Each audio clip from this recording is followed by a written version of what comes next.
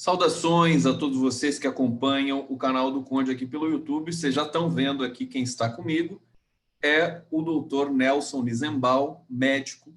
A gente vai conversar hoje sobre coronavírus, sobre a pandemia global, sobre a situação do Brasil, sobre questões políticas também que estão interligadas com isso.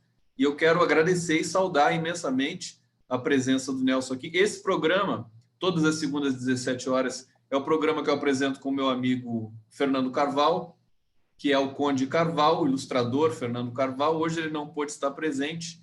Éramos para estarmos os dois aqui entrevistando você, Nelson Nizenbal, mas eu saúdo você e saúdo o Fernando, que também, que talvez assista a gente depois. Tudo bem, querido? Tudo ótimo. Muito obrigado, Gustavo. É uma honra estar com você, com a tua audiência tão privilegiada, os nossas amigas, nossos amigos. Realmente me sinto muito bem com todos vocês. É muito bom conversar com você. A gente já bateu... Deixa eu só monitorar aqui. E agora, mais do que nunca, Nelson, a gente precisa de enfim, de especialistas, de muita informação. A gente está entrando num momento delicado e acho que o país ainda comete muitos erros. Que você falar sobre isso, acho que a primeira pergunta que eu queria te fazer é o seguinte: não se sabe concretamente detalhes aprofundados desse ente biológico, desse vírus, no detalhe, né? Porque a gente vê algumas coisas caindo por terra. Por exemplo, que esse vírus teria problema com o calor, que esse vírus não contaminaria crianças, seria inofensivo para crianças. A gente já viu que isso tudo já não está mais no horizonte, até porque a pandemia se alastra cada vez mais. Faz um quadro para a gente inicial aí dessa situação global e nacional. Nelson. Olha, duas noções são importantes para a gente ter. Primeiro, coronavírus não é uma coisa nova na humanidade. O coronavírus é uma família de vírus capazes de infectar não só a espécie humana, capazes de infectar outras espécies também. E como qualquer outra família de vírus, seja influenza, seja rotavírus, seja outras bactérias, né? Ele pode sofrer mutações espontâneas nos seus ciclos na natureza, à medida que ele vai infectando animais, à medida que ele vai passando pela espécie humana também, ele pode sofrer mutações e essas mutações podem dar certo ou não dar certo. Se não der certo, o vírus morre e aquela cepa está extinta. Se der certo, ele consegue se propagar rapidamente entre os membros da mesma espécie, no caso da humanidade, né? e produzir determinados quadros clínicos e patológicos. E essa variedade que foi descoberta agora, que foi batizada de Covid-19, tem algumas particularidades, né? O que eu estou achando uma das mais diferentes assim, particularidades em relação a outras viroses e outras epidemias que a gente viu, é que ele consegue ficar muito tempo no organismo assintomático, né? Então, já foi documentado que pessoas sem nenhum quadro clínico podem portar o vírus e agirem como contaminantes por até 14 dias. Eu não lembro de ter visto outra virose nos últimos anos, enquanto eu trabalhei, pelo menos na rede pública de saúde, né? Eu dei plantão 25 anos em pronto-socorro de grande movimento, enfrentei várias epidemias de rotavírus, de dengue, de gripe, de H1N1, de H3N2, de outras viroses respiratórias ou não. Eu nunca vi um vírus com essa capacidade, né? Então, ele tem essa particularidade, que é um dos aspectos mais cruéis dele, né? Que realmente você tem uma massa de gente carregando o vírus que você não consegue detectar ou não consegue, pelo menos, suspeitar. Daí o sucesso da operação da Coreia do Sul, que a Coreia do Sul saiu testando gente indiscriminadamente, né? E foi aí que eles detectaram que o grupo portador com maior frequência estava entre os 20 e 29 anos de idade, que é justamente o grupo... Desculpa, estava entre que faixa? Eu não escutei. Deu uma cortada. De 20 a 29 anos de idade. Essa foi Acho que é a faixa, viu? Desculpa, Nelson, deixa eu só... A aula do Nelson hoje aqui vai ser preciosa para todos nós, tá? Essa live vai ser muito importante. Essa live, nós estamos ao vivo agora, o público está aqui, daqui a pouco eu vou passar para o bate-papo, mas eu acho que o papel dessa transmissão é que ela permaneça, como toda transmissão permanece no YouTube, possa ser compartilhada e utilizada como um serviço público, né? Com as suas informações, com a sua experiência. eu diria, Nelson, me confirma se isso pode ser dito, de 20 a 29 anos, é o nicho que mais se movimenta nas cidades. Talvez seja... Exatamente isso. Então, é justamente por isso que houve lá não sei, acho que foi um jornalista, um comentarista lá em Portugal, né, que disse assim, deu um recado para os jovens: olha, os avós de vocês receberam um convite para ir para a guerra. Convite não, uma intimação, né? Assim, nós estamos intimando vocês a ficar no sofá. Tenham noção disso. Tenham noção disso, exatamente. Tenham noção, né? Agora, você acha, Nelson, que o que faz essa pandemia, eu acho que talvez seja o maior desafio da história da humanidade. É o que eu vou sentindo cada dia que passa, a gente vai cobrindo. O que faz dela ser diferente das outras anteriores, as recentes de H1N1? Você cobriu várias, dessas mutações de vírus de gripe que a gente também fica apreensivo pelo mundo. É o fato desse estado latente no indivíduo? Quer dizer, você acha que é isso que causou, por exemplo, hoje a Bolsa brasileira já está caindo 15% de novo, as bolsas no mundo todo. É uma situação muito diferente do que tudo que a gente já viu. Pergunto para você. Então, são dois aspectos desse vírus que são particularmente cruéis. O tempo que ele pode ficar contaminante numa pessoa assintomática e o tempo de internação de um paciente que adquire uma forma grave, né? A gente está tendo aí uma coisa de mais ou menos 20 dias de internação em terapia intensiva dos pacientes idosos, para que eles consigam se recuperar, e com uma taxa de mortalidade que, a partir dos 65 anos, cresce exponencialmente, saindo de 1 ou 2% aos 65 anos, indo até 15%, 17% aos 80 anos, né? E, além disso, esses pacientes que se recuperam da forma grave, eles estão saindo com sequelas pulmonares importantes, uma redução de até 30% da sua capacidade pulmonar habitual, né? Então, acho que são essas duas coisas desse vírus que são aspectos particularmente cruéis. É a massa de portadores assintomáticos que ele está gerando. O tempo de internação e ocupar uma UTI que não é simples. Exatamente. Com respirador, né? Porque como ele provoca uma pneumonia intersticial, essa pneumonia intersticial ela afeta a parte do pulmão que a gente chama de superfície respiratória. Vamos explicar isso direitinho para todo mundo entender o tamanho disso. Olha, o nosso pulmão é como se fosse uma árvore ao contrário. Então, você pega o tronco, ele vai se dividir em galhos cada vez mais finos, tal, né? Agora, quando chegar lá na folha da árvore, a gente vai substituir a folha por uma bolinha oca. Essa bolinha é o alvéolo pulmonar. Ela é microscópica, né? Mas é nesse alvéolo, nessa microbolinha, que ocorre a troca gasosa, que a gente põe o gás carbônico para fora e põe o oxigênio para dentro. Então, o oxigênio ele tem que atravessar essa membrana. Uma membrana inflamada por uma pneumonia viral, ela sofre um espessamento. E o oxigênio tem uma tremenda dificuldade de passar por uma membrana respiratória espessada. Por isso que você precisa entubar o paciente e botar oxigênio sob pressão positiva, com um respirador artificial, para garantir que esse paciente possa ter oxigênio no sangue e sobreviver a esse período onde você tem essa inflamação da membrana respiratória. Ainda não se sabe exatamente o porquê das faixas etárias mais avançadas estarem sendo vítimas dessas formas mais graves. Não se sabe ainda se é pela própria agressividade do vírus ou se é por uma característica do sistema imunológico do idoso que pode ter uma reação disfuncional. Vou explicar por que a gente tem ainda essa dúvida, que não está totalmente esclarecida. A gripe espanhola de 1917-18, ela teve um padrão bastante parecido com essa epidemia, mas ela matou mais de 60 milhões de pessoas e o pico de mortalidade da gripe espanhola estava na faixa dos 20 a 40 anos.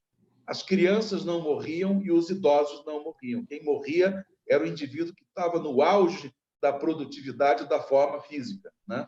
Então, daí apareceu a teoria imunológica, ou seja, como esses indivíduos têm uma imunidade muito forte, a reação imunológica ao vírus pode, muitas vezes, agredir mais o tecido pulmonar do que o próprio vírus.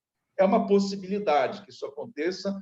A gente está recebendo, por exemplo, relatos que a gente chama de relatos anedóticos, ou seja, ainda não tem valor científico, são relatos de caso, de que alguns pacientes responderam bem a imunossupressor, né? Ou seja, nossa, eu vou dar imunossupressor para alguém que está com infecção, né? Às Desculpa, vezes, explica, porque eu não sei o que é imunossupressor. o imunossupressor é um remédio, uma droga qualquer que vai deprimir a sua imunidade. Então, por exemplo, existem muitas doenças, como a maior parte dos reumatismos, eles são doenças autoimunes. O próprio organismo fabrica anticorpos contra partes do indivíduo, né? A febre reumática é um modelo disso. Você tem uma infecção bacteriana por um tipo de Streptococcus, o organismo fabrica anticorpos contra essa bactéria, mas esse anticorpo acaba atacando a válvula cardíaca, entendeu? Que é o que acontece na febre reumática. Então, isso pode acontecer na natureza, tanto com agentes bacterianos como com agentes virais. E, nessa hora, se você não consegue eliminar o agente desencadeante, você tem que botar um freio no sistema imunológico para ele fabricar menos anticorpos ou menos células que vão agredir essa parte do seu corpo, né? Mas isso tudo ainda está em estudo, ainda está em avaliação, a gente ainda não tem uma receita de como lidar com os casos mais graves do corona.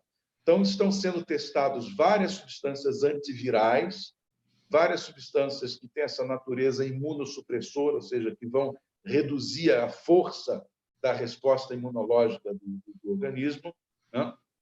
E várias, inclusive, estratégias de ventilação, qual é o nível de pressão no ventilador adequado, qual é a porcentagem de oxigênio adequado, se existem outras coisas que podem ser feitas, né? Por enquanto, a gente ainda não tem uma receita definitiva de como tratar o paciente infectado portador de uma forma grave do coronavírus. Eu acho que depois do impacto inicial, houve um processo de a classe, enfim, os especialistas tomaram um pouco mais de humildade por saber que estavam lidando com uma novidade, né? Houve muita afirmação anterior, antes do vírus chegar no Brasil, né? E que agora está sendo, digamos assim, repassada em função da gravidade e da realidade da situação. Nelson, eu quero só ler o bate-papo aqui, o pessoal está super feliz com a sua presença, Selma Lopes, Marco Vix, Marcos, Nélio Assis, Anália Torres, Mazilca, deixa eu ver algumas perguntas aqui para você, deixa eu ver se está, Denise Liora Fernandes, Shalom, doutor Nelson Nizembal, considero absurdo... Shalom, Denise. Pessoas dizendo que chamam qualquer de vírus de ser vivo. Vírus só é ser vivo quando está parasitando algum ser vivo. Depois você pode falar a respeito disso aqui, querido Nelson. Pedro Lula Cândido, boa tarde. Estamos atentos aqui para a aula do Dr. Nelson. Uma aula importantíssima para todos vocês. Alerto mais uma vez aqui. Maristela Fantin, muito importante esses conhecimentos. Obrigado, Conde. Deixa eu avançar mais um pouco. Nelson, eu queria perguntar, primeiro essa coisa do ser vivo, do vírus, etc., você pode falar no conceito para a gente. Agora, respirador. Quando a gente fala respirador, existe aquele respirador inalatório e existe o interno, né, que você tem de entubar a pessoa. O caso é precisamente esse, porque o inalatório pode espalhar o vírus, é isso? Exatamente. A experiência chinesa mostrou que os respiradores de máscara estavam ajudando a disseminar o vírus e muitos enfermeiros e médicos acabaram se infectando por causa dessa estratégia. Então, foi indicado realmente o tubo orotraqueal, que é o que a gente chama vulgarmente de intubação, né? Uhum. Que é um tubo que vai direto do respirador para a traqueia. E que obriga a sedar, né? Aí tem que sedar o paciente. Tem que sedar o paciente, porque a sensação da intubação é extremamente desconfortável, é praticamente impossível você manter um paciente acordado, intubado.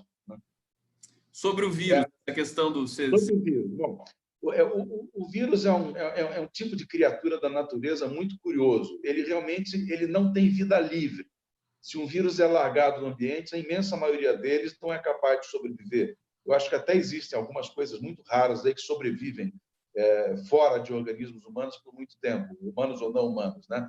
Mas, habitualmente, o vírus, o que é? Ele é uma partícula pequena, é uma cápsula que que tem proteínas e algumas outras substâncias com os quais ele usa para se ligar às células que ele vai parasitar, e dentro dele tem uma quantidade de código genético, que pode ser DNA e pode ser RNA. Tem essas classes todas de vírus, né? Tem, inclusive, aquela classe dos retrovírus, né? Que são vírus que leem o RNA de trás para frente. Que é o vírus da AIDS, né? É um grande exemplo, né? A família dos HTLVs, né? Que foram descobertos pelo bioquímico Peter Duesberg na década de 70, prêmio Nobel de Bioquímica por essa razão, por ter descoberto essa classe e o comportamento delas, né? Então, uma vez que o vírus ele encosta na célula, ele consegue abrir um canal, joga o código genético dele dentro da célula viva, entre outras substâncias, algumas enzimas, ele escraviza essa célula, ele passa a usar todo o maquinário bioquímico da célula e todos os recursos da célula para fabricar novas partículas virais. Então, as partículas virais começam a ser fabricadas dentro da célula, os vírus novos vão se montando dentro da célula, e, num determinado ponto, a célula morre, e, com a ruptura dessa célula, várias novas unidades do vírus se liberam, ou na corrente sanguínea, ou no líquido. Para contaminar novas células. Né? Então, é basicamente assim que um vírus funciona. Os vírus eles podem ter predileções no nosso organismo. Eles podem, por exemplo, gostar das células do fígado. Então, quando a gente tem um vírus que gosta da célula do fígado, a gente vai ter as hepatites tipo A, tipo B, tipo C, né? O vírus da gripe, ele já é um vírus mais sistêmico, a família influenza, né? Ele tem capacidade de infectar um grande espectro de células no nosso organismo, preferencialmente, mas não só do sistema respiratório, né? Você tem os adenovírus, que gostam de glândulas que estão na cavidade oral, na orofaringe, e algumas outras glândulas do nosso corpo, e assim por diante, né? Você tem o vírus da hidrofobia. O corona, justamente, por que ele recebe esse nome, Nelson? Corona. Corona eu me lembro de coronária, de coração. Porque quando você faz a microscopia eletrônica dele, o corte transversal dele lembra o formato de uma coroa, né? Então é isso. Exatamente por isso. Mas o corona, ele é respiratório? Você diria isso? Ele pode ser... é um vírus respiratório, tipicamente respiratório. Não só, mas predominantemente respiratório. Perfeitamente. Nelson, eu queria te perguntar uma questão mais geral, que é o seguinte: como é que surge um vírus? As pessoas se perguntam da onde veio. Existe até aquelas coisas conspiratórias de achar que é uma coisa de laboratório. Te pergunto se isso é possível. Te pergunto se é a passagem do mundo animal para o mundo humano. Como é que se dá? Como é que acontece? E com base em tudo que você já tem de experiência, que já leu sobre esse novo caso, qual que é a origem que você pode postular aí para esse novo coronavírus? Olha, como eu falei, o corona é uma família antiga, uma velha companheira, não só da humanidade, mas de outros seres animais também, né?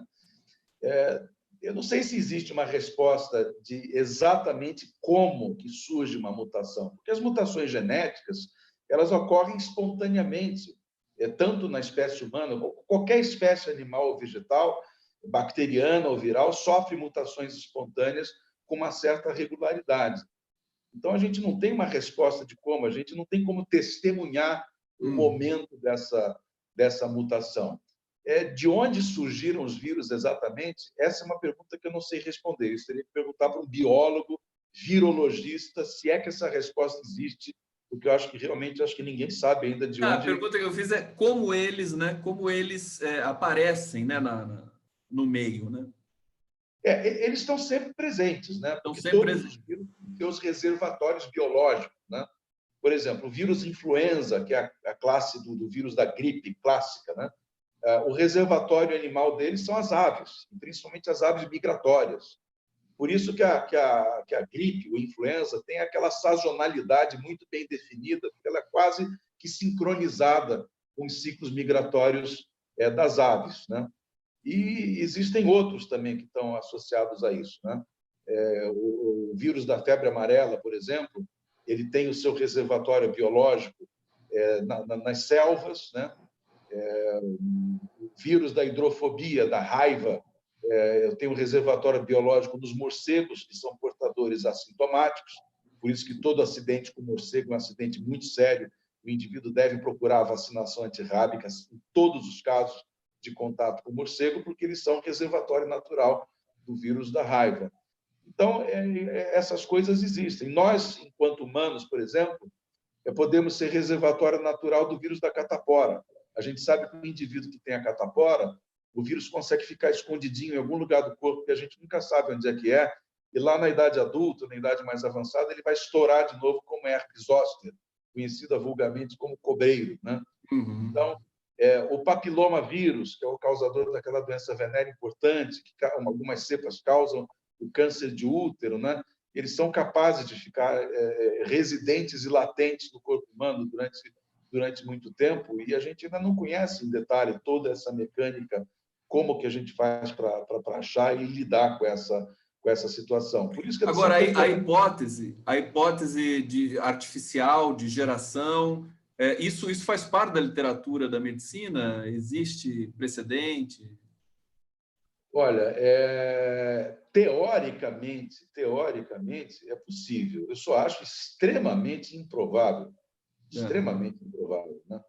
Não existe precedente. Funcionalmente, porque é a tal história, né? Se eu solto um vírus com essa capacidade por aí, eu posso ser vítima dele também. Uhum. É uma coisa, não tem, né? Não tem muito fundamento. Nós tivemos, por exemplo, a mutação H1N1 do influenza, né? A mutação da gripe espanhola, que foi a mutação mais grave que a humanidade teve até hoje, né? Não se sabia nem o que era vírus naquela época. E apareceu um vírus que matou mais de 60 milhões de pessoas, né? A varíola, né? que já era conhecida no século XVIII também, quando se nem sabia o que era vírus, né? E a vacina contra a varíola foi feita com uma tecnologia absolutamente rudimentar pelo Jenner, que é o pai da vacina, né? E funcionou, né? Quer dizer... Que maneira rudimentar foi essa? Só para a nossa curiosidade ser saciada aqui, Nelson. Interessante isso. Ele pegava a variedade bovina da varíola, né? E pegava aquele vírus que não era capaz de atingir tão fortemente o ser humano e colocava na pele das pessoas, né? E a imunidade da varíola bovina, conferida por aquela vacina, era capaz de conter a epidemia da varíola humana. Ou seja, usando a lógica e a conjectura, né? Exatamente. Usando o raciocínio muito simples, né?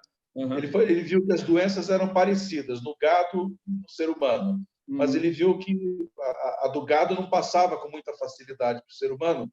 Eu vou tentar, então, pegar essa doença, tentar colocar no ser humano e ver o que acontece, né? Aí ele viu que conseguiu que as pessoas produzissem anticorpos também contra o vírus da varíola humana, porque são vírus muito parecidos, né? Muito bom. As explicações do Dr. Nelson Nizembal hoje aqui no canal do Conde estão sendo simplesmente fantásticas. Digamos, é um reservatório importante de informações que nós estamos propiciando aqui. Adélia Lopes dizendo Capão de Canoa, em quarentena. Maria Adriana, na sua maioria, anciãos e pessoas portadoras de doenças que deprimem a resposta imunológica. São as vítimas fatais aqui na Itália. Tem gente na Itália assistindo a gente também. Pedro Lula Cândido está dizendo, a Maristela Fantin, querida. Não, ele está dando... Isso aqui é uma mensagem interna. Deixa eu ver aqui, porque tinha... Olha, doutor Nelson, adorei seu broche com a Marielle. Joyce Camargo dizendo aqui. Olha só, eu não tinha percebido ainda. Olha só, está aqui. Olha, que eu estou tão... Estou aqui mais perto. Muito bonito. Tá aqui o Nelson, gente. Marielle. Marielle Franco. O Nelson, deixa eu explicar agora, então, para vocês. Ele não é só um espetacular médico, um espetacular profissional, nosso amigo, há muito tempo, a gente se conhece pelas redes sociais. Ele é um ativista, ele é um cidadão exemplar, está sempre, faz as lives, é um tuiteiro. Hoje a Janaína Pascoal está dizendo que quer a queda do Bolsonaro com o e eu ainda não vi a sua trollagem, a Janaína Pascoal, né? Porque você sempre ia lá, né? Quando a Janaína dizia alguma coisa, né? Você respondia para ela, e isso, enfim, com muita o deboche que é bom, que é crítico, né? E aí eu quero fazer uma incursão agora, Nelson, querido, nas questões de ordem logística na questão social, né, embutida no pânico, nessas coisas que você também lida em função de ser médico e trabalhar com essas questões há 25 anos também.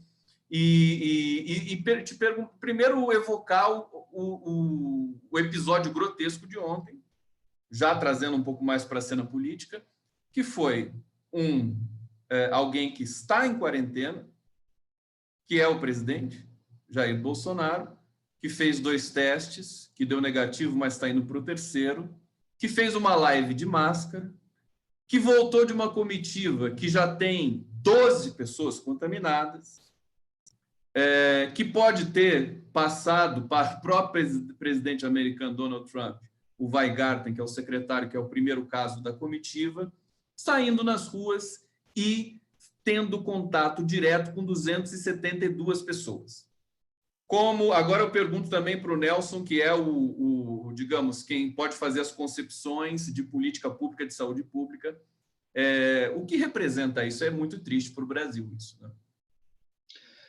Olha, Gustavo, eu acho que o problema do Bolsonaro começou em 17 de abril de 2016, quando o indivíduo, no seio do Congresso Nacional, que é o maior órgão da democracia que existe, pelo menos na concepção atual do sistema democrático, ele faz uma homenagem grotesca a um torturador e dirige essa homenagem ao terror, dirigindo ele como sendo o terror da Dilma, quer dizer, fazendo uma agressão a uma mulher digna, que era então presidente da República do Brasil, né?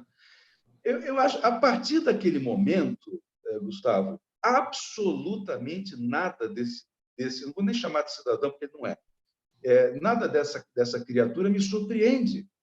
E eu realmente falei naquele dia, quando ele não saiu preso do Congresso Nacional, por ter feito aquela fala, eu falei, acabou a democracia no Brasil. Acabou. Se ele não saiu preso do Congresso Nacional naquele dia, é que a democracia é um bem menor para ele. E aparentemente, para toda a coletividade, para todo o Congresso Nacional que lidou com aquilo da forma normal. Ele não foi punido, ele não foi investigado na comissão de ética, ele não foi denunciado no Supremo por aquilo, ou se foi denunciado, não foi julgado, se foi julgado, foi absolvido. Enfim, não sei exatamente o que aconteceu, o que deixou de acontecer. Então, essa atitude dele apenas corrobora aquilo que ele é. Ele é isso. Ele é um sociopata. Ele é um indivíduo profundamente perturbado, e isso já foi diagnosticado lá atrás do processo que ele teve no serviço militar, no Exército. De fato, ele é uma ameaça ao Estado Democrático de Direito, né? Ele é uma ameaça a qualquer pessoa, né? Ele é uma ameaça à civilização, à ciência, ao Estado Democrático de Direito, é uma ameaça ao razoável, é uma ameaça ao humano, é uma ameaça a tudo aquilo que faz parte da civilização. Então, esse comportamento dele ontem absolutamente não me surpreendeu, por mais que a gente tenha que classificar isso como criminoso, lamentável, delinquente, imoral, antissocial, e não sei mais quantos adjetivos. A gente precisaria de um novo dicionário para poder definir exatamente o que representa essa atitude que ele tomou ontem, debochando de toda a nação, debochando de todo o sofrimento que as pessoas do mundo inteiro estão tendo com esse vírus, doentes ou não, porque as pessoas que não estão doentes estão sofrendo, estão se angustiando com tudo isso, parando de trabalhar, as cidades estão vazias. Sabe, eu, por exemplo, ontem fui fazer uma caminhada no meu bairro, eu nunca vi o meu bairro tão silencioso, e eu senti o peso daquilo, sabe? Eu me senti pesado, meu Deus, sabe? A gente está vivendo uma coisa realmente completamente diferente de tudo que a gente já tenha vivido, pelo menos até o meu presente, né? Então, essa atitude dele não me surpreende, é profundamente lamentável, é profundamente vergonhosa. Ele tem que ser interditado, Gustavo.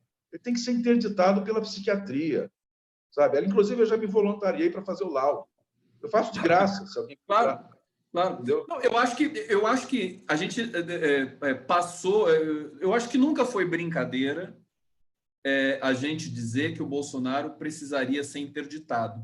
Mas agora ele atravessou uma fronteira muito grave, que é o desafio do planeta inteiro, e ele colocou em risco a população do país e da América Latina. Ele não foi convidado para a reunião dos presidentes latino-americanos agora, que vai ser por videoconferência, porque ele é claramente um inimigo de qualquer ação em prol da população responsável, né? Então, eu acho que teria de ver, porque o Nassif diz o seguinte, o Bolsonaro, o jornalista Luiz Nassif, Bolsonaro, ele é diferente, essa coisa de impeachment ainda enseja algum tipo de institucionalidade. Um presidente, para ser empichado, ele tem de ter alguma institucionalidade embutida nele. Correto. O Bolsonaro não tem nem isso. Quer dizer, realmente para interdição médica, e aí precisa ver se tem precedente na história das democracias, como é que seria o procedimento para poder... Porque o Haddad também disse isso, né, no Twitter, você deve ter visto. Caso de interdição, né? Interdição médica. Vamos, Nelson, eu vou colocar uma imagem aqui. Não, primeiro, antes da imagem, eu vou para o bate-papo, porque o pessoal está aqui dizendo várias coisas para a gente. Iara dizendo que ele tem de renunciar ao cargo. Heloísa Bortes, jamais esqueceremos destes dias. Cida Alves dizendo ele devia ser interditado. Heloísa Bortes, aqui outro texto dela, outra mensagem. Fala perfeita do convidado. Bolsonaro é uma ameaça à civilização. Ele debocha da morte do seu próprio povo, até da dele próprio, né? Porque ele coloca em risco ele próprio. Deus, ele está despachando com assessores. Quer dizer, ele tem essa síndrome ele tem uma síndrome do pânico político, que ele diz que ele não pode ficar isolado, que isso é golpe. Né? Ele está dizendo isso. É uma situação curiosa, né, Nelson? Agora, antes de passar para você, deixa eu mostrar aqui uma imagem. Espera aí, deixa eu só selecionar aqui. Deixa eu achar aqui. Que é a página que a Universidade Americana Johns Hopkins disponibilizou no monitoramento em tempo real dos casos do mundo. Você consegue ver aí, Nelson? Consigo perfeitamente, sim. Maravilha. Então, aqui nós temos... eu só queria mostrar aqui rapidamente para vocês, porque você tem a China, né? Eu não sei se eu consigo aumentar isso aqui. Consigo aqui. Deixa eu ver se eu consigo mudar aqui. Aí você tem a China, que já está numa escala descendente, mas que também não significa muita coisa. Temos aqui a Ásia e aqui a incidência, a mancha do coronavírus no mundo. O Irã está com muitos casos, muitas mortes, junto com a Itália, é o país, talvez, onde a pandemia mais se alastrou depois da China. A Europa, Estados Unidos, Brasil. E aí, é curioso, eu queria te perguntar isso, a África com poucos casos ainda. Acho que isso demonstra que esse é uma espécie de vírus econômico, ele está nos grandes centros urbanos onde circula o dinheiro. É isso, Nelson? Olha, você quer ver uma coisa? Onde foi parar o primeiro caso aqui no Brasil, né?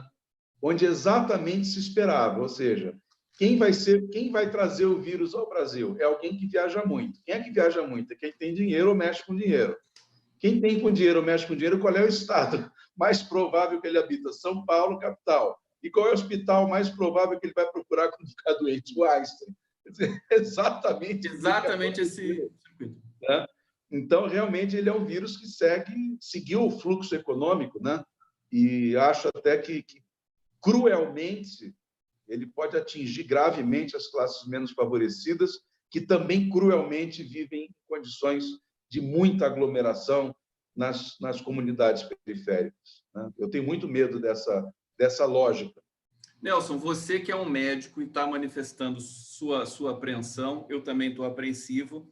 E nós aqui, eu vi uma live hoje de uma brasileira que mora na Itália, e ela disse que antes da epidemia tomar assim as proporções que tomou na Itália, a informação foi muito fraca e foi naquele sentido, esse é um vírus que não mata, a letalidade é baixa, e não sei o quê, não tem problema. E daí a Itália se transformou naquilo que se transformou hoje, que todos nós, inclusive, compadecemos e vamos com muito sofrimento também, o que está passando o povo italiano. Pergunta que as pessoas fazem o Brasil pode se transformar num quadro como o italiano, assim, em vista da falta de liderança que nós temos nesse momento? Nós sabemos que a medicina brasileira, os epidemiologistas, infectologistas são da mais extrema competência, tem uma capacidade também de administração e de planejamento muito grande, tem o SUS, mas eu te pergunto, qual é o nível de apreensão que nós estamos nesse momento diante do quadro brasileiro? Bom, antes de responder objetivamente a pergunta, é que você falou da questão da informação, e eu quero aqui fazer uma denúncia contra uma pessoa, uma denúncia pessoal, tá? Alguns dias atrás, eu recebi no meu WhatsApp um vídeo do professor doutor Benny Schmidt, da Unifesp. Preste atenção, gente. Ele é professor doutor de medicina da Unifesp. E ele publicou um vídeo no YouTube, há 10 ou 15 dias atrás, dizendo que esse coronavírus é uma enganação, que ele é inofensivo ao ser humano e que as pessoas não deveriam se preocupar com isso. Este colega é um criminoso, ele cometeu um crime contra a saúde pública. E eu espero que ele seja denunciado ao Conselho Regional de Medicina e responda pelo que ele fez. Porque é inacreditável que um homem de... Agora, não preciso dizer qual que é a posição política desse cidadão, né? Inclusive, eu tive que bloquear ele no meu Facebook, porque ele só vinha trollar na minha página, ele é um sujeito de extrema-direita, né? E, olha, enfim, foi uma das coisas mais tristes e patéticas que eu vi em toda a minha vida, ver um professor doutor de medicina fazer tamanha barbaridade. Bom, ele simplesmente replicou o que o Bolsonaro disse, o que o Edir Macedo disse, minimizando. Exatamente. Ele embarcou nessa história, né? Pois é. Desdenhando de milhares de mortes, de milhares de colegas médicos e não médicos que estão lidando com essa situação em outros países do mundo, desdenhando de todo o conhecimento médico que a gente tem. Enfim, isso foi uma coisa muito triste, muito patética. Por isso que eu fiz questão de citar o nome dele, e se ele quiser me processar, ele que me processe. Eu enfrento ele em qualquer tribunal. Esse é o Nelson Nizembal, vocês estão conhecendo aqui. Então, e a outra coisa, assim, nesse momento, nós estamos com 234 casos oficialmente confirmados. Veja, parece pouco, mas quando a gente olha para esse cenário, conhecendo a mecânica desse vírus, é como a gente olhar para uma estrela no céu, né? Você sabe que quando a gente vê estrela no céu, a gente não vê o que está acontecendo hoje com ela. A gente vê o que aconteceu há milhares de anos atrás, ou centenas de anos atrás, porque as estrelas estão extremamente distantes. A gente mede essa distância em anos-luz, né? A mais próxima está a 4 anos-luz da gente. Ou seja, a gente, quando vê a estrelinha brilhando, a gente vê a luz que ela soltou há 4 anos atrás. Então, quando a gente olha para esses 234 casos que a gente tem hoje, a gente está olhando provavelmente para o que aconteceu 2 semanas atrás, que essas pessoas tiveram contato com o vírus, e nesses 14 dias, essas 234 pessoas, não sabemos com quantas pessoas tiveram contato, para quantas pessoas conseguiram transmitir. A gente vai saber isso daqui a mais ou menos 10 dias, 10 ou 14 dias, a gente vai saber qual foi o potencial. Mas eu acho que, em relação ao número de casos, os governos brasileiros, Ministério da Saúde, governos estaduais e municipais, agiram até precocemente em relação a outros países, com as medidas agora de contenção, de fechar jogo de futebol, evento, escolas, etc. e tal. Eu acho que agiu até precocemente. Mas, então, assim, não tem como a gente exatamente prever o que vai acontecer daqui a 2 semanas. Mas agora, a medida... Sim. Eu posso só fazer uma inserção? Claro. Tem visto muitas cenas no Brasil de gente indo para a praia, aproveitando a quarentena para passear, e também o caso dramático do transporte público urbano, as pessoas enfim, todas, né? A gente sabe como é que é o metrô de São Paulo, transporte público, né? Agora, desculpa, era só para fazer essa inserção no meio da sua fala, porque eu estou vendo que você está trazendo aí as questões técnicas, que eu recebi elogios do ministro Mandetta, porque ele está se mexendo, pelo menos, diferentemente do executivo. Né? Não, sim, em relação ao ministro Mandetta, eu posso dizer sem medo de errar, ele é a única coisa que funciona nesse governo. Entendeu?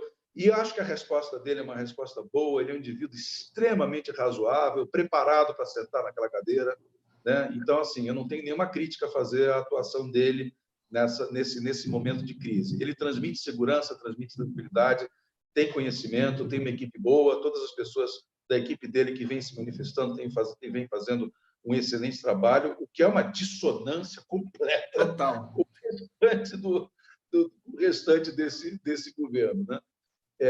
Mas então é isso. A gente está olhando hoje, esses 234 representam um cenário de 14 dias atrás, então não sabemos o que vai acontecer. Agora, sem dúvida, a única forma de conter esse vírus é o que eu falei outro dia para uma pessoa: é mecânica simples, é mecânica newtoniana, não precisa de relativística nem de quântica, é só mecânica simples, ou seja, bloqueio, isolar as pessoas para que o vírus eles, por exemplo, se eventualmente, por desgraça, eu estiver sendo portador desse vírus hoje e eu ficar isolado 14 dias, o que vai acontecer? O meu corpo, produzindo doença ou não, vai produzir anticorpos contra esse vírus. E em 14 dias ele está liquidado.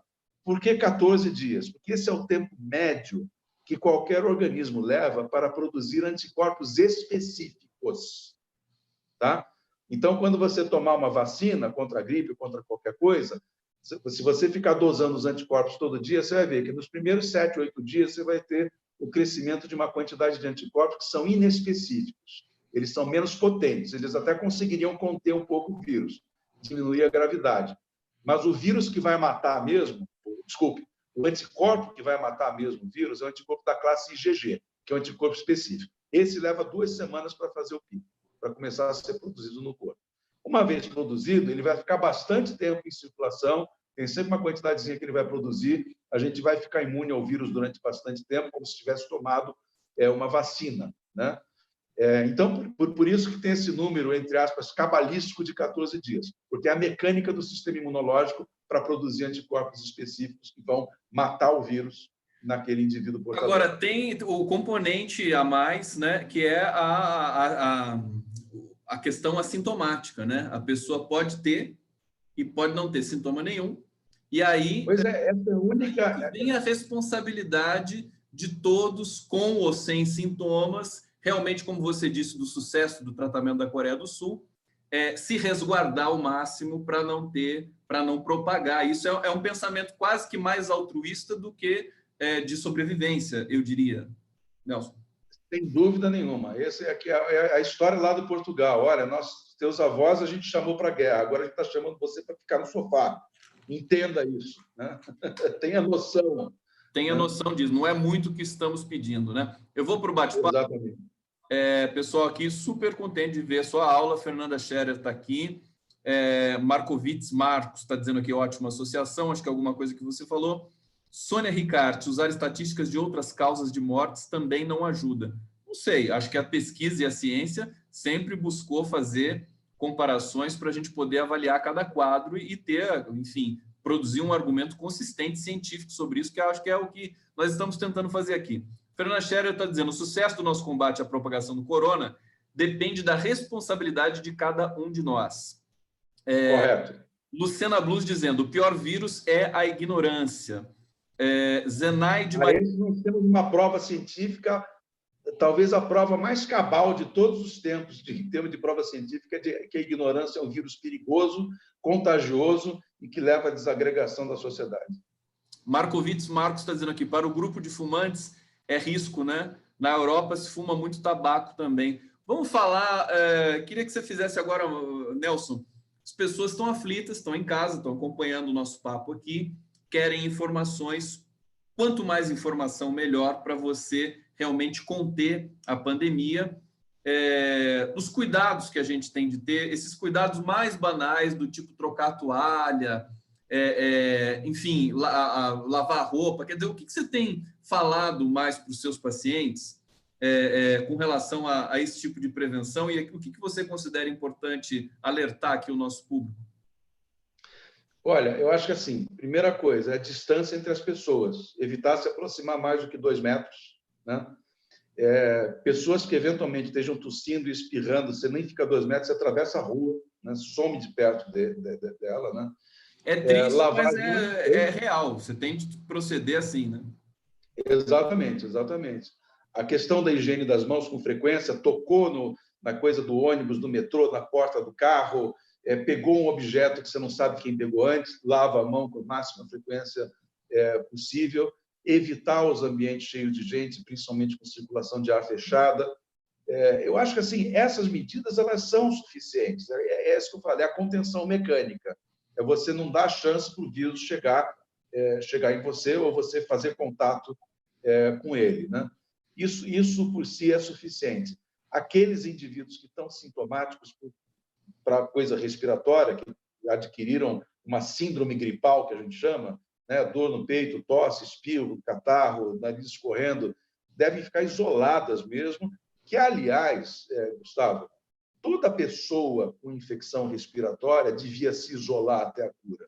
Eu acho que isso é uma das grandes lições do corona, porque, assim, a gente não tem ideia, eu dei plantão 25 anos em pronto-socorro, da quantidade de gente, por exemplo, numa cidade, que pode pegar um resfriado comum, que parece que não é nada, mas o indivíduo fica 3 ou 4 dias perturbado, não dorme direito, fica predisposto a sofrer mais acidentes pessoais, não rende direito no trabalho, contamina a família, contamina outras pessoas, contamina a colega. Parece uma coisa pequena, mas não é, porque se você for examinar o impacto que uma epidemia de resfriado pode ter numa cidade, é muito grande. Pode até não morrer ninguém, mas você tem um impacto econômico.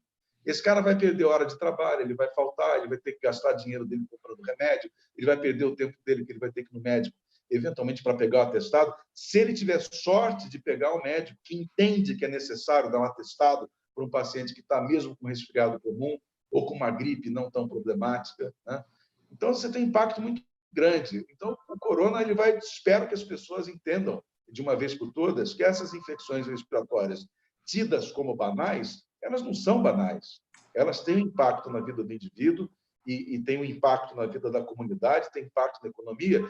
E se as pessoas, doravante, que tiverem gripe ou resfriado ou qualquer infecção respiratória, passarem voluntariamente a se isolar, a gente vai reduzir a demanda social dessas questões, né? Eu acho que isso também evidencia uma zona de conforto que foi criada pela indústria farmacêutica, que assim, você ficou doente, toma remédio, sara. Até no campo da psiquiatria também, da psicanálise, da psicologia. Quer dizer, você deixa de passar por aquele processo de o teu organismo produzir a resposta e você se precaver e tomar as precauções que são, digamos assim, de ordem administrativa. Você administrar a tua própria o ambiente que você está e tudo mais, na medida do possível, porque tem gente que não pode evitar isso, né, Nelson? O trabalhador mais humilde que pega o transporte coletivo, nem mais humilde, quer dizer, todos os trabalhadores, basicamente, pegam o transporte coletivo nas grandes. Até onde eu sei, a própria gestão do trabalho no país, ontem o Marcelo Auler me passou as informações que os sindicatos já estão distribuindo, quer dizer, vai parar tudo. Se não parar, nesse momento, a gente vai ter todo mundo indo para o trabalho remoto, como nós estamos aqui remotos, e, na medida do possível, né, realmente, porque a Europa está praticamente parada, né? Vamos para o último bloco aqui, querido Nelson Nizembal, hoje dando uma entrevista muito especial aqui para o canal do Conde. Queria pedir para vocês se inscreverem no canal aqui. Rafael Pereira, Conde, boa tarde, por favor, pergunte sobre a infecção hospitalar nas filas dos hospitais. O Brasil não tem sequer leitos, quiçá leitos em quarentena. Daqui a pouco o Nelson responde. Deixa eu só ler mais alguns comentários. Nelson, sempre didático, claro e brilhante. Agradecemos os esclarecimentos. Maurício Fernandes Lúcio, dizendo aqui. Que bom. Vou descer mais um pouquinho aqui. Academia de ginástica, né? Zenaide dizendo aqui, cancelei a academia. Só retorno depois. Deixa eu ver. Mais um comentário aqui. César Cienza. Não, aqui é um debate interno. Vamos voltar, então, vamos para o bloco final. E aí, eu queria te perguntar, Nelson, você responde aquela questão da infecção hospitalar do nosso querido internauta aqui, mas da permanência desse vírus em ambientes, quanto tempo ele vive. Eu vi uma matéria recente, vive não é o conceito, né? Quanto tempo ele permanece. Viável. Isso. E, então, em spray, né? Eles dizem spray, gotículas de água, que chega a 22 horas. o vírus em superfícies como papelão, esse tipo de coisa, pode chegar até 4 dias. Não se tem estudos muito avançados ainda na região do hemisfério sul. Isso são estudos que vêm de onde o vírus já passou, onde já tem uma safra de estudos mais avançada. Mas eu queria te perguntar isso, quer dizer, a possibilidade de você pegar o vírus justamente no objeto, na toalha, no produto de supermercado, quer dizer, a Itália passou por esse drama recentemente, né? Para você. Essa possibilidade ela é concreta, né? A gente tem que saber que determinados objetos não devem ser compartilhados nessa fase, né? Copos, talheres. Evidentemente, o procedimento de higienização comum, que é lavar com água e detergente ou água e sabão, é suficiente para eliminá-lo, porque o detergente faz com que a água, junto com a água, leva qualquer coisa que esteja sobre uma superfície embora junto, né? Ele não fica viável depois dessa exposição a água e sabão, água e detergente ou ao álcool gel, né? É muito importante saber que o álcool gel e a água e sabão têm a mesma eficácia. Não precisa sair correndo desesperado com o álcool gel. O álcool gel tem a praticidade de você não ter que enxugar, de você poder levar com você e usar a qualquer hora. Essa é a praticidade. Mas não significa que ele seja mais eficiente do que uma boa lavagem de mãos com água e detergente ou água e sabão, né? Não sei se eu respondi a pergunta. Ele perguntou sobre infecção hospitalar, a questão da fila do hospital, né? Realmente isso é um perigo nesse momento. E o apelo que a gente tem que fazer é o seguinte: veja, gente, a consciência que a gente tem que ter.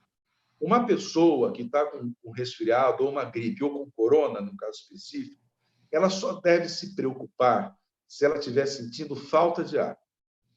Esse é um sinal de alarme dessa doença. Por quê? Porque todo mundo que está morrendo, todo mundo que está ficando internado, está morrendo e está sendo internado por insuficiência respiratória, que, por sua vez, é causado por aquela inflamação na membrana respiratória que eu falei no nosso primeiro bloco. E fora dessa condição, se a pessoa não tiver essa falta de ar, é porque ele está indo bem, e ele vai se curar sozinho, tá?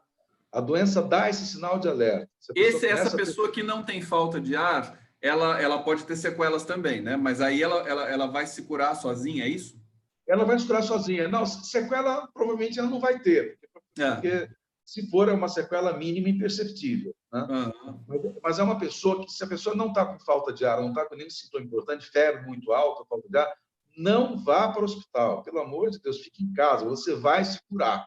E aí, Nelson, existe uma outra recomendação, além da questão da higiene, quer dizer, alimentação, vitamina D, o que contribui para... Não existe medicação. Inclusive, eu estou com uma matéria aqui do Estadão dizendo que a medicação ibuprofeno é perigosa para o coronavírus. Não sei se você já viu essa informação, mas eu queria... Existe uma evidência colhida na Itália agora de que pacientes que tomaram anti-inflamatório ibuprofeno, tem várias apresentações comerciais, tem vários nomes na praça, o mais comum deles é o produto de referência, que é o Advil, né?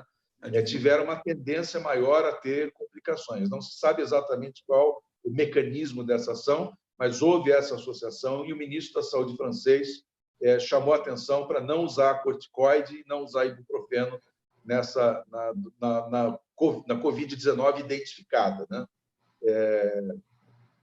Então, esse é um dado que apareceu. Agora, as pessoas que ficam em casa. Oi? As pessoas conscientes que ficam em casa. Sim. Então, no caso de febre, os melhores analgésicos são, de fato, o paracetamol, conhecido também como acetaminofém, e a dipirona, conhecida também vulgarmente como Novalgina, que é o nome de referência, mas tem vários outros fabricantes, né? Esses não estão associados a problemas, pelo menos por enquanto, tanto que a dipirona, por exemplo, é a mais indicada para dengue, que também não dá problema para dengue. O paciente de dengue tem que evitar, de qualquer jeito, os salicilatos, as aspirinas, ácido acetil salicílico, o Doril, esse tipo de coisa, né? Então, assim, quanto ao uso de vitaminas, não existe, nem na questão de gripe e resfriado, e muito menos agora no corona, que é uma coisa totalmente nova, nenhuma demonstração científica em estudo duplo cego e controlado que isto funcione. Você pode até receber vários relatos. Olha, eu tomei vitamina C, melhorei, eu tomo vitamina C todo dia, não pego gripe, não sei o quê. Pode até ser que naquele organismo, naquela pessoa funcione, mas não é um conceito que a gente pode usar, porque, como eu disse, testado cientificamente não funcionou. Não temos nenhum estudo de uso de vitamina no tratamento de gripe e resfriado que tenha funcionado, que tenha produzido resultado científico. Então, isso é importante, porque a gente não deve gastar dinheiro com aquilo que não funciona. Perfeitamente. Nelson Nizembal, a gente chegou aqui no finalzinho do programa, eu ainda vou aqui ler mais alguns comentários. Fátima Barbosa dizendo a ignorância não permite entender. Há uma certa... O Zuca provou, está dizendo aqui, na verdade, o povo parece não estar entendendo.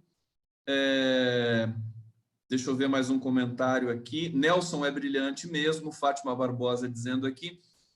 A questão da informação, para a gente fechar, Nelson, só a gente vai vencer, eu acho que nós vamos vencer esse desafio, acho que não vai ser amanhã, acho que ele vai se expandir, como o mundo está provando que não é uma coisa trivial, é um desafio muito grande, que exige muita organização e exige, acho que exige uma concertação, finalmente, dos povos. Os povos precisam ter a noção de soberania, a noção de autoestima, que é tudo aquilo que a gente veio perdendo.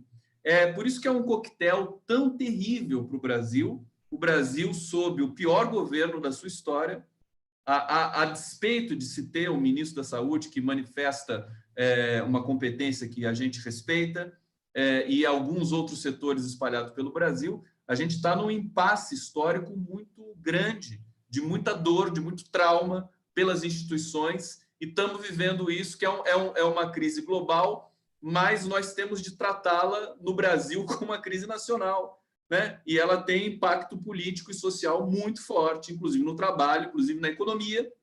E aí eu queria te pedir quer dizer, você além de médico, você é uma pessoa extremamente politizada, um grande espírito crítico nosso que a gente acompanha pelas redes sociais. Como é que a gente se comporta? Porque existe também o desalento no trabalho, o desemprego, tudo que vai acontecer nas próximas semanas e meses no Brasil. Essa dor que os italianos sentem hoje, né?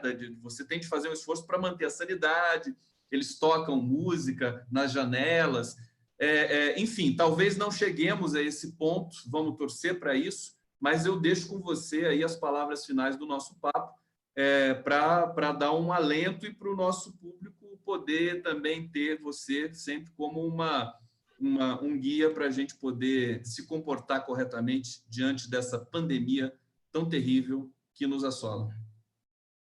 Olha, o que eu teria a dizer é o seguinte, Gustavo, a ciência ela é uma ferramenta poderosa, e eu nem sou um cientificista fanático, nem acho que a ciência é a única forma de se obter conhecimento, mas ela é uma ferramenta poderosa e ela produz muitas verdades e que são verdades muito fortes, muito intensas, né? Por mais polêmicas que possam ser. Por exemplo, a física quântica, que era o terror do Einstein, ela até hoje é uma polêmica, mas tudo que a gente mete na física quântica dá certo, né? Aliás, nós não estaríamos aqui, né, nos comunicando como estamos se não fosse a física quântica. Então, assim, nós temos que saber o seguinte: em primeiro lugar, os próximos 15 ou 20 dias, nós vamos ter que ter paciência e tranquilidade. Por quê?